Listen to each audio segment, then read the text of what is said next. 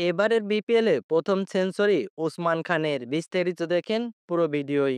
মিরপুরে ব্যাট হাতে ঝড় তুললেন ওসমান খান। চিটাগং কিংসের এই ব্যাটারের হাত ধরে আসরের সপ্তম ম্যাচে এসে প্রথম সেঞ্চুরি দেখা পেল চলতি বিপিএল। 11টি চার 5 ছক্কার মারে 48 বলে ১৭ রান পূর্ণ করেছেন তিনি। এই ১৭ রানে বিপিএল এর ইতিহাসে এটি ৩৩তম সেঞ্চুরি। তাছাড়া ক্যারিয়ারের দ্বিতীয় শতকের দেখা পেলেন পাকিস্তানের এই ব্যাটার। ওসমানের সেঞ্চুরিতে বড় সংগ্রহের পথে ছিল চট্টগ্রাম ফ্র্যাঞ্চাইজি। দুর্বার রাজশাহীর বিপক্ষে ব্যাট করতে নেমে ১৬ ওভারে খেলা শেষে ৩ উইকেটে ১৮৪ রান করেছিল চট্টগ্রাম চ্যালেঞ্জার্স। ২০২৩ বিপিএলে চট্টগ্রাম চ্যালেঞ্জার্সের হয়ে খুলনা টাইগার্সের বিপক্ষে সেঞ্চুরি হাঁকিয়েছিলেন ওসমান খান। এবার চিটাগং কিংসের হয়ে দুর্বার রাজশাহীর বিপক্ষে ৩ অঙ্কের ম্যাজিক ফিগারে দেখা পেলেন।